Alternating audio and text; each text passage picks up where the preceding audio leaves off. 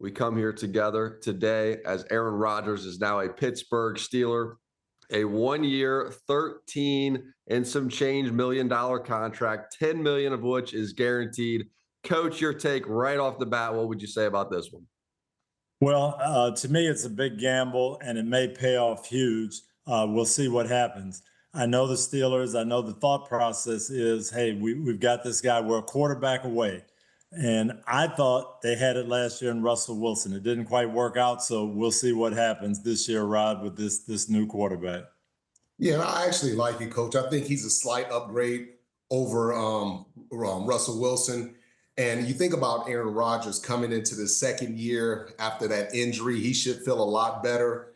And I just think that overall, Aaron Rodgers is a better fit in Arthur Smith's offense because he can play that short passing game, whereas Russell Wilson, he wants more down the field. He wants to throw those big passes and push the ball down the field. So I actually think Aaron Rodgers is a better fit in Arthur Smith's offense. And the question is, can he stay healthy at that age? You know, he didn't stay healthy for the Jets, so we'll see what happens.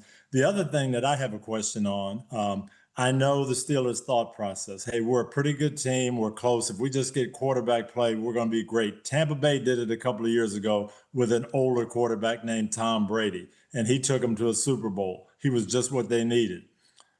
And so Pittsburgh's there thinking, can we get this Brady effect? But I was in Tampa, Rodney, and so much of the Brady effect wasn't during training camp. It wasn't during the season. It was in February, March, April, when he's out there in the summer working out with these guys, getting them ready there all the time, lifting that locker room up. And, you know, Aaron Rodgers hasn't done that. He's going to show up here now for their mandatory stuff. But so much of what Tom did was in the offseason. Absolutely, Coach. And that's the difference between a guy that is just, that's admired by, his athleticism, the way he plays, but a guy that's also respected. Tom Brady is respected because he's willing to be there, in those months when guys are spending time with their families on vacation and doing whatever they want to do. That's how you build a team. And if Aaron Rodgers, he doesn't want to be part of that. Now, if you've lost 2, 3, 4 months of time that you could have spent. But I look at those veterans in the locker room, guys like TJ Watt, guys like Minka Fitzpatrick, Cameron Hayward. Time is winding down for those guys.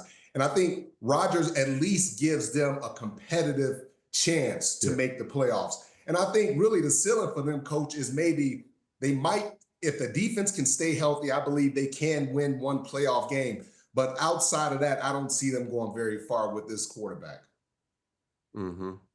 Yeah. Mike Tomlin played this very cool. I mean, he made no headlines. He wasn't interested in, garnering up any extra attention around this. He let Aaron do his thing. He said he's going to be better than our current quarterback roster.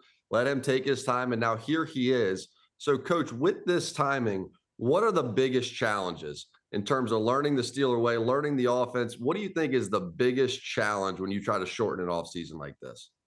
Well, it's going to be timing with those receivers, no question. As Rodney said, the veteran players in that locker room are going to be fired up. Hey, we've got a chance. We've got a chance to win now. We've got this quarterback that we've watched play and we respect him. But that doesn't happen overnight. And you look at most of these great quarterbacks, Patrick Mahomes is working out with his guys in Texas. And, I know when we had Peyton Manning, he was taking his guys to Duke and throwing with them in the summer.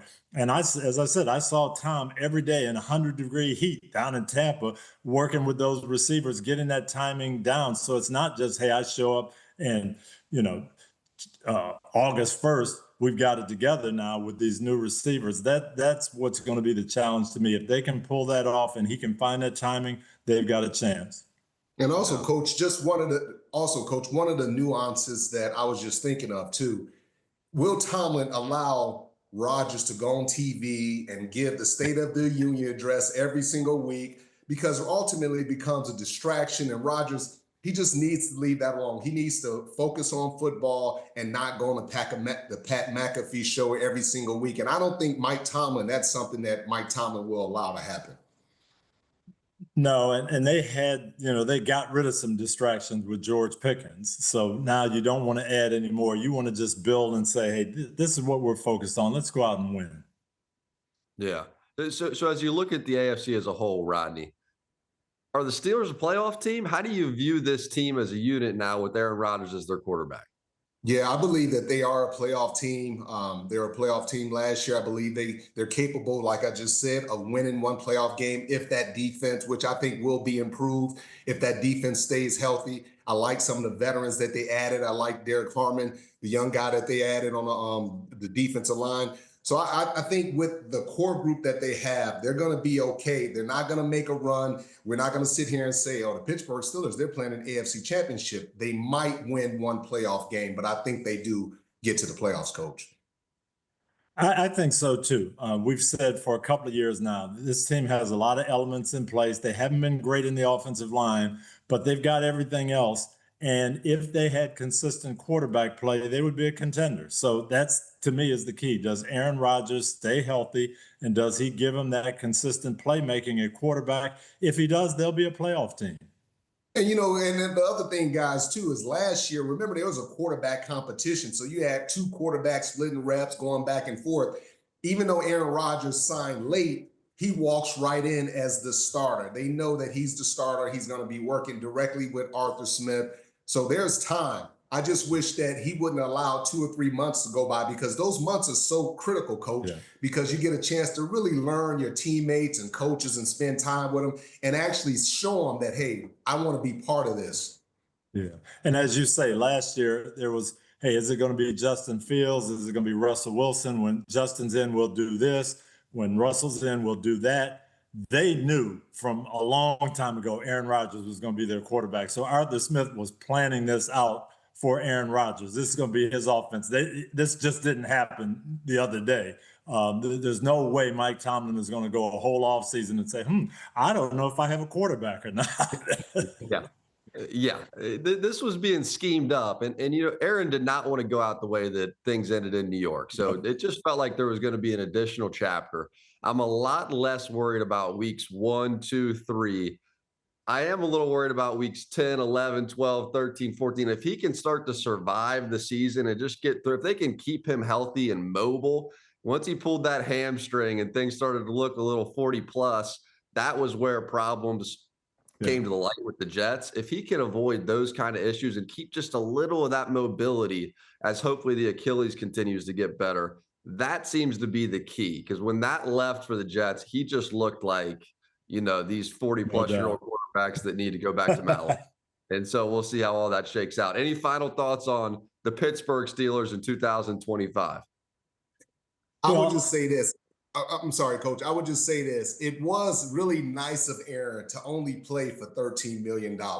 And that's something that, guys, that's something that we have to consider, because there's going to be guys get cut in training camp and they'll have an opportunity possibly to go get a number 2 receiver or a guy that's a veteran player that's making a lot of money. So the fact that he did sacrifice, because he could have came in and said, hey, I want $25, $30 million.